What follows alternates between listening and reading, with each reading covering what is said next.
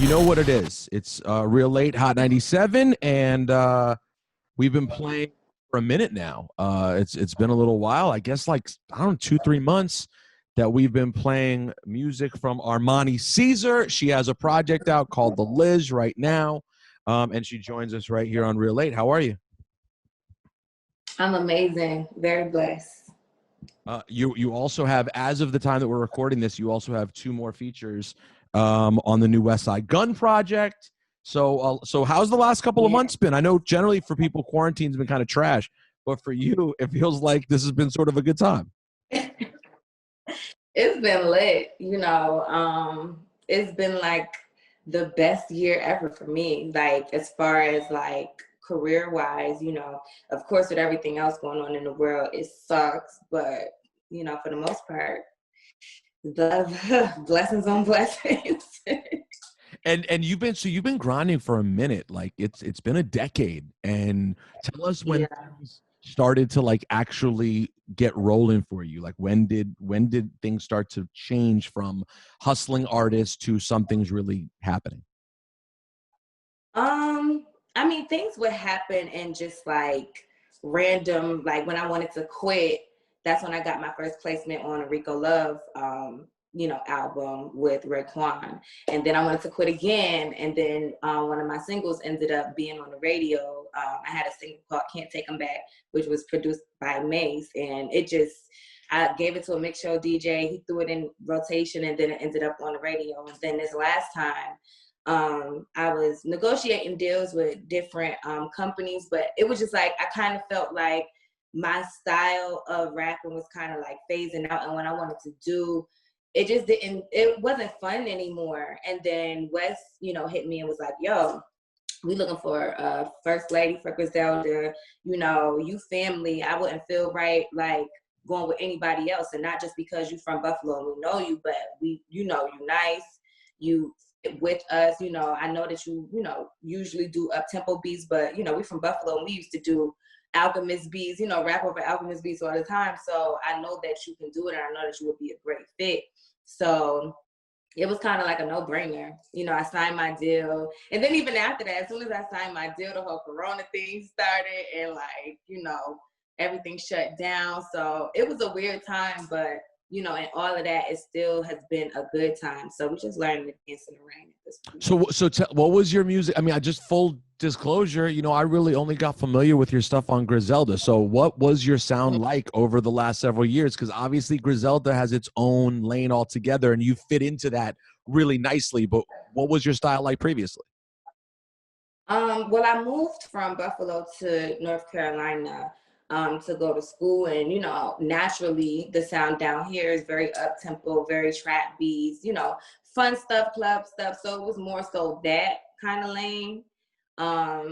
So that's kind of what I was doing, but I was dibbling and dabbling. Like I did a mixtape called 1990s where I was just rapping over all 90s rap beats. So when you first the first stuff you rhymed on was like, we're talking about like Clips grinding era, right? That was the beginning for you rap wise.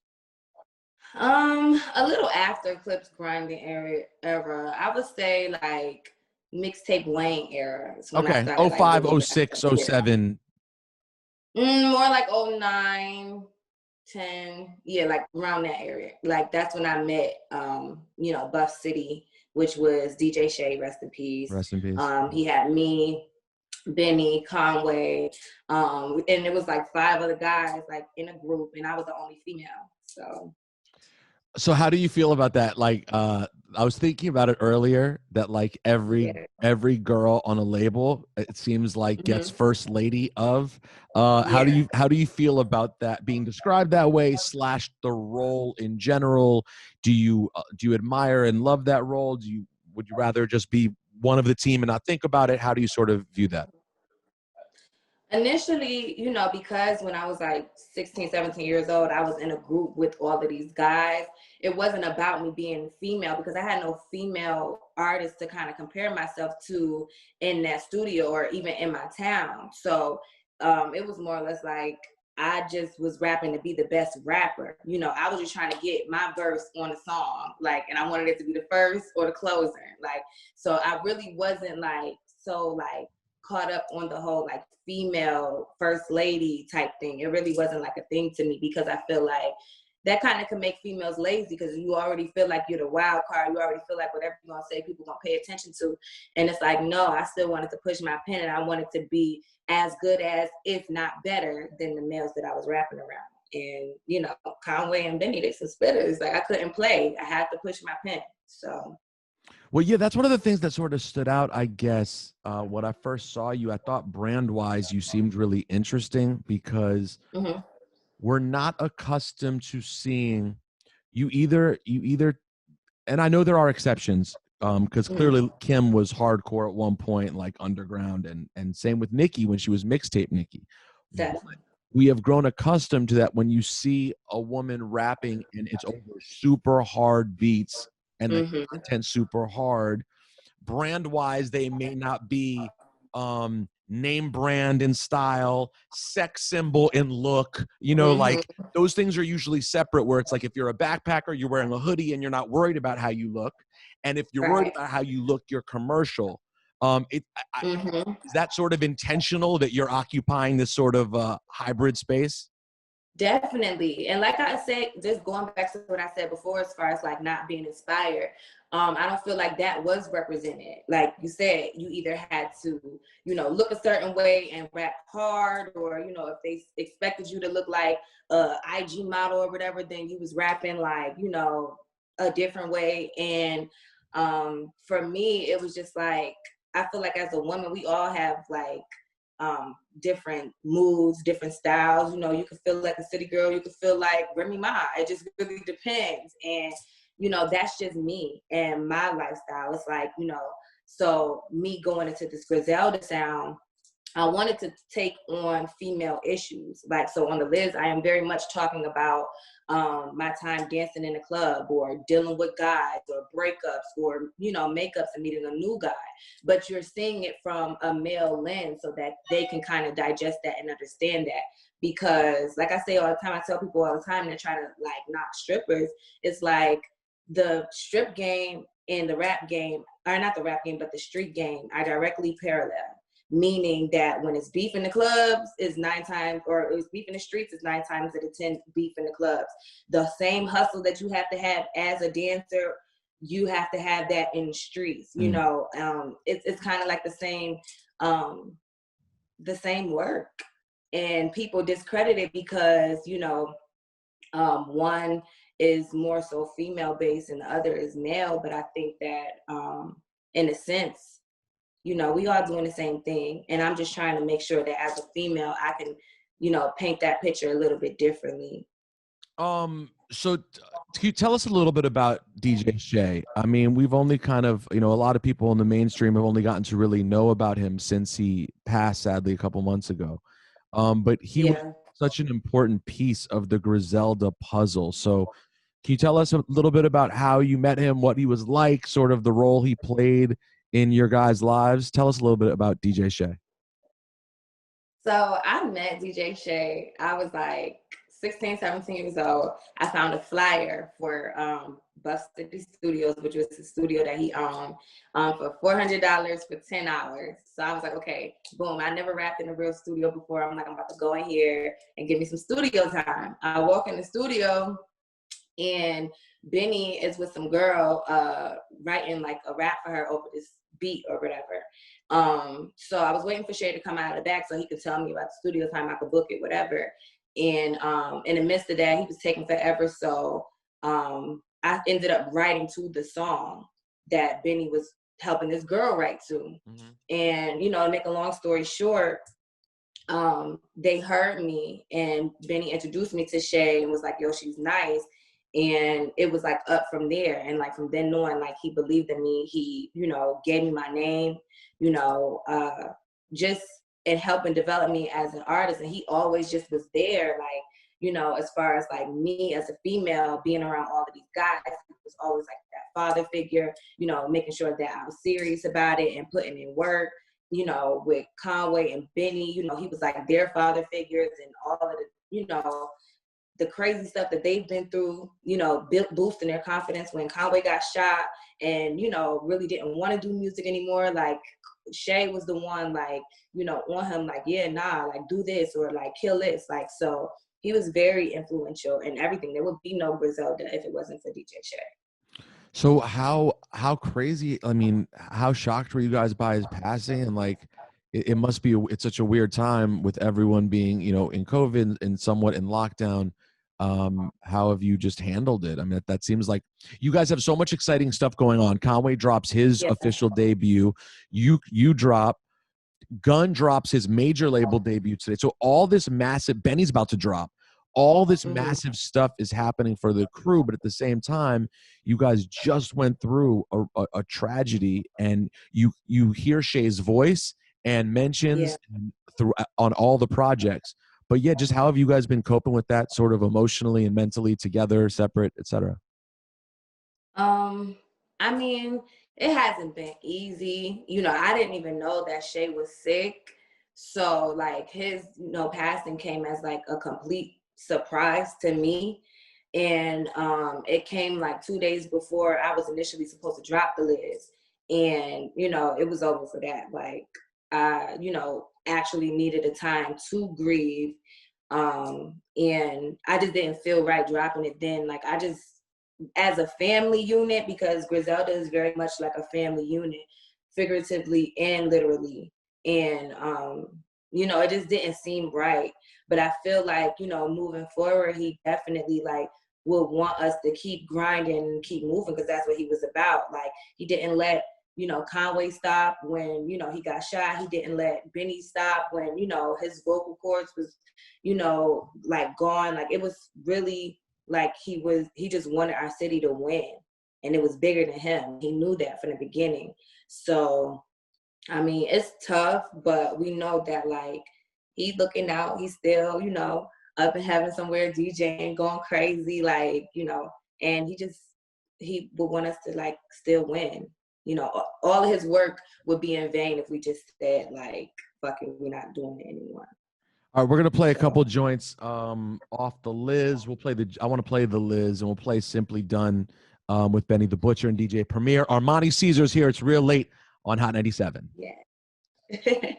All right, Armani Caesar hanging out on a Sunday night in New York City. My name is Peter Rosenberg, Buffalo's finest, doing it again. Yo, Buffalo I say this every time I see the guys, but I've never talked to you before, so I'll tell you. In my opinion, an underrated town, hip hop wise, and just kind of good time wise. I know it's grimy. I know there's a lot of real ish. It's cold, quite literally, figuratively, etc. Yeah. But it is underrated too. Like I've always had a good time in Buffalo. I always thought there were hot shit in Buffalo. I don't hate Buffalo. What are some? Are there any feelings you have on the city of Buffalo that maybe would surprise people? Like, what do people seem to think? What are people's prejudgments about Buffalo?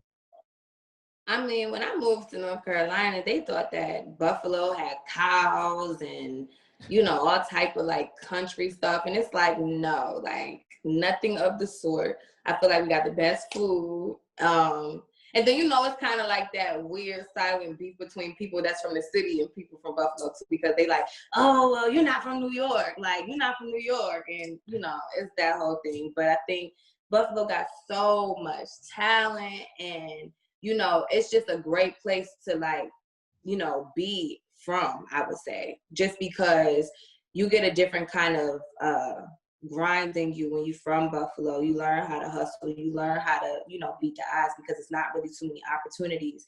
And that's why I think it's so important for, you know, Griselda to be getting the platform and the spotlight right now, because you know, they need it. And, you know, other people in Buffalo are still, you know, that are still underground and still not getting their recognition. They need to be seen. Like, it's some greats there. You know, before when I was growing up, the last people that they were saying that were from Buffalo were Stevie J and Rick James. You know, like, and that was like decades before we started rapping. So I just think now is a great time, you know, to put the spotlight back on, you know, that town.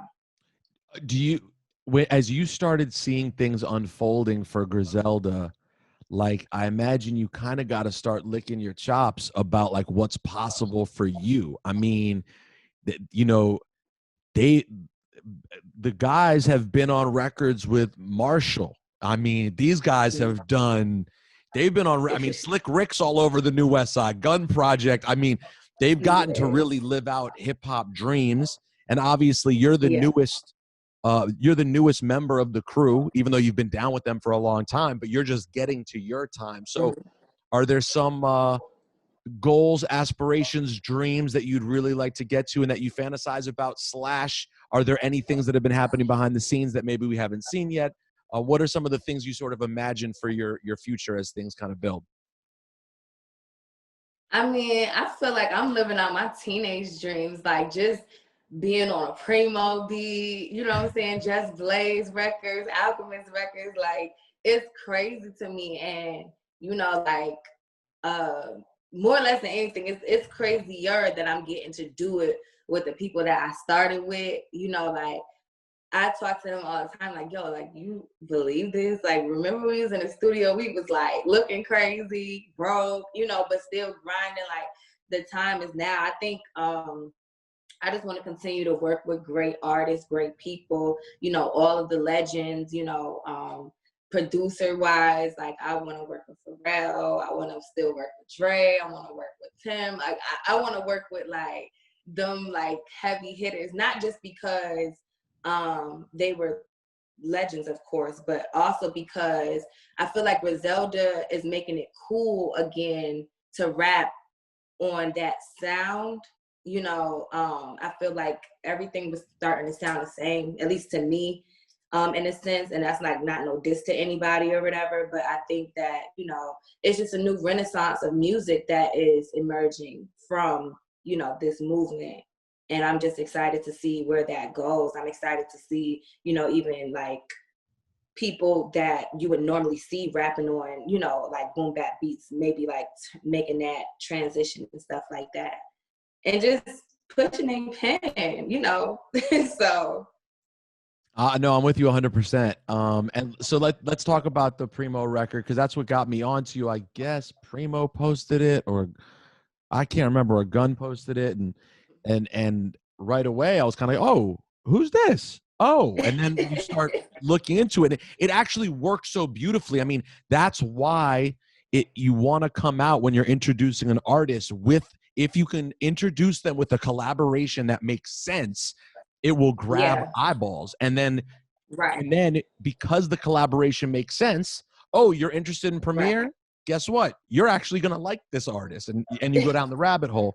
But so I read that you started rhyming on that record and didn't realize it was even a Primo beat. It's not like they told you like, hey, we got something from Premiere for you. So take us through how that played out. So when the lift finally banned, like as far as quarantine or whatever, I just went to Atlanta for maybe like a week and just recorded everything. So I did Lil C's record that weekend. I did, you know, The Liz completely, besides like maybe 2 records that I had previously recorded before I got signed. And, you know, so all of the beats, like Wes was really kind of just like checking my temperature and seeing how I would do on those beats. Like his main thing was like, I don't want to give you any direction because I don't want it to seem forced. I want you to do what you do just on these beats and just have fun with it. So we were just playing the beats. So I was just knocking them down. And when we came on that one, he was like, yeah, Benny, get on this one. So Benny did a verse on that. And then he was all on his phone. And I always be looking back at Wes when I like record, just because, just to kind of get his reaction or whatever. So he's smiling, looking at his phone or whatever. He was like, yeah, I'm about to send Primo the beat. So he could put the scratches and the samples on it, because it was just like a regular beat. It was nothing on it. So I just, you know, man, so he was like, Primo sent back all the fire emojis. And I'm like, what? I'm like, wait a minute, like, what Primo did you send this to? Like, Primo who? Like, I'm like, wow, okay, well, let me like re-record this real quick. Let me just do my voice over real quick. He like, nah, you good. He was like, that's why I didn't want to say it, because I knew that you was going to be Eddie Take Jake in there, like, trying to redo everything. So I was like, okay. But he sent it to him, and what I love so much about it was that like Primo just showed so much genuine love. And you know, he's not one of those dudes that is like, you know, new age where it's just like a clout thing or you could pay him off for any kind of like anything. Like, no, like if Primo like mess with you, he really mess with you.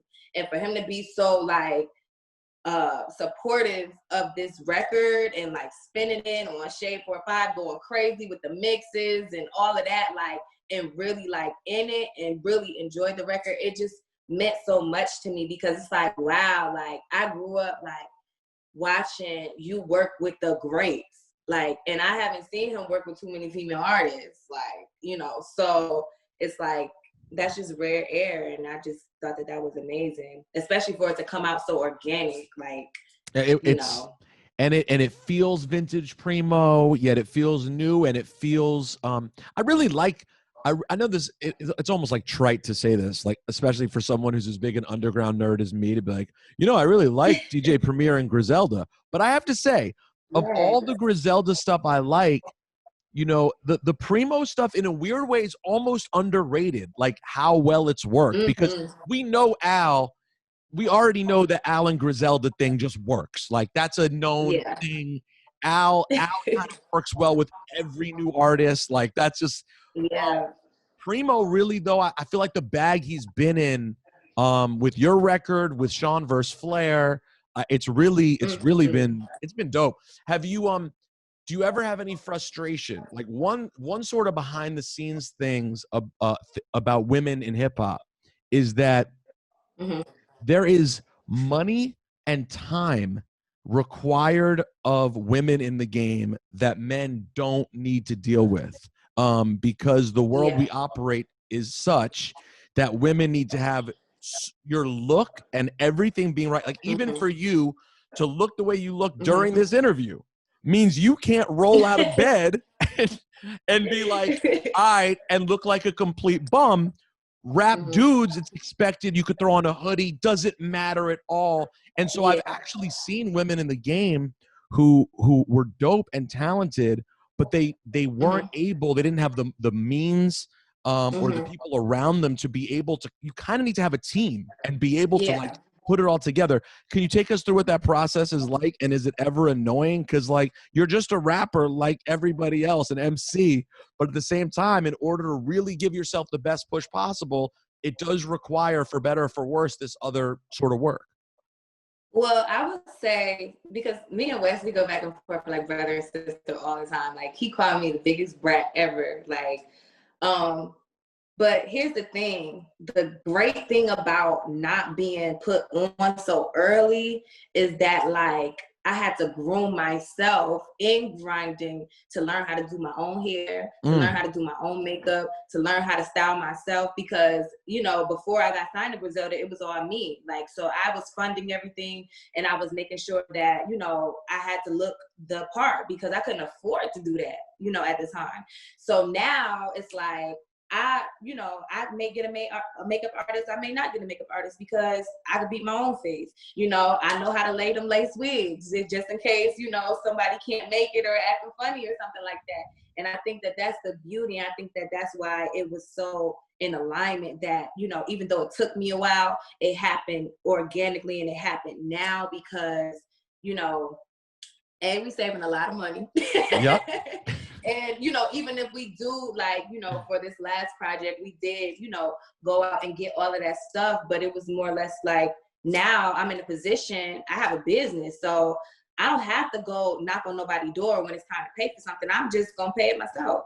Right. You know, I can go and get my own hair done. I can go I don't need anybody to like spoon feed me no money to take care of myself and to look the part. And I think that was another thing. He was like, before he signed me, he's like, you already look the part. I don't really have to send you through no machine to, make you look big. like something because you do this. And, you know, that just comes from grinding, from, you know, not having to be creative and turn nothing into something, or take, you know, pennies and turn it into dollars and make it look like $1 million and we only spent $5. Like, that is the beauty of having a grind from the bottom and having nothing handed to you, nothing, you know, nobody just saying, oh yeah, here's the bag, go do whatever. Because when I do get that big bag, oh, I'm going crazy. I'm going crazy. Right, but that's such a good appreciation by you, because sometimes people, because the bag right now is great, but people get caught up thinking that first bag is the bag. And it's like, no, this is the beginning of the bag. No. I ain't even gonna hold you. Like, I haven't even touched my advance money. Like, I just, you know, wanted to stack and save, A, because we was in the middle of a pandemic anyway, but B, just because I always try to find ways to where I can, you know, make the most of my money and, you know, stretch myself. And it was kind of like bad because I'd be trying to do everything and be every position, but it's good to at least know how to do everything. So in a clutch, you're not looking like Ghostface on the red carpet, or you're not looking like, you know, your hair is crazy and everybody going all in on you. Like, no, like, I want to know how to do all of that. So, you know, but I still be like, you know, I'm not no rapper. I can't just throw on no chain and no white tee and, you know, get in front of the camera. Like, where's the stylist now? Like, I know we got the money, so don't play. Like, let's get it popping. But yeah, like, for the most part, you know, I can pull from everything. I appreciate that insight, because it is just an interesting thing. And I've seen artists who they could have made it, but they didn't know how to do it themselves. And you were like, there's something not connecting, like, you know, and so being able to have that skill set yourself. By the way, you said you went to school in North Carolina. Where did you go to school? North Carolina Central University. And what did you study? So I went in and I was like 4 different majors. I went in as a nursing major at first, and then I switched that to like CIS because I heard they made a lot of money, and then I was a business management major, and then my advisor was finally like, look, you know, the way you be selling these papers, like, I know that you can sell like ice to Eskimos, so I think that you should be a marketing major, just because if you can market yourself, you could do anything. And I just took that and ran with it, and, you know, left school shortly after. So. Well, and look, and I guess they were right. It sounds like your advisor might have just been sick of seeing you coming in over and over again to change your major. Listen, he was over me because he knew that I didn't want to be in school, and not knocking college or whatever, but I just felt like I was just learning how to work for other people. And it was always in me since I was a little girl to like work for myself and to, you know, not have to depend on nobody. Even though I will say college completely turned me around, because when I first left Buffalo, I mean, I was straight do it for the hood, like 3 bamboo earrings in each ear, like Tim's on, you know, like North Carolina, like being in college and around so many like different kinds of Black people versus just poor ones, you know, really changed my life. And then of course I took the hip hop and context class with Ninth Wonder and Play from Kid from Play. That gave me like more of a, I guess, more of a, what's the word I'm looking for? Just a different view on hip hop. Like we have to buy real books and do like homework and stuff on like hip hop stuff. So like studying KRS-One and. Yo, I've known Ninth since we both got into the game 20 years ago. And I'll tell you right now that even though I'm on a personal friendship level, I feel like he'd be intimidating as a professor. Was he? Well, here's the thing. I don't feel like he was intimidating, but I did give him my first mixtape, which was called Bath and Body Work. You know, that was when I was with Buff City. That was my first ever mixtape. And he gave it back to me. Like, I was like, did you listen to it? And he was like, yeah. He was like, I listened to it. But what you was talking about as your professor, I can't really, like, because I was going crazy. That was like super, like, hardcore Lil' Kim Trina, like, but I had bars though, you know. So he was like, you know, I can't take that away from you. Like, you nice. He was like, but I can't sit and bump this and be a professor at the same time. That ain't gonna rock. So it kind of crushed me a little bit. I was like, he don't like it. Have you talked to him? Have you talked to him post Griselda? I have not. I haven't seen Knife in years, but you know, he always showed mad love, and he was an amazing professor. Like, just imagine walking into like the room and he's like playing samples, and then turning around playing like the new version of that song. Like, we would have to guess it beforehand. It just was lit. It was a lit class. Period. What about play? What's play like?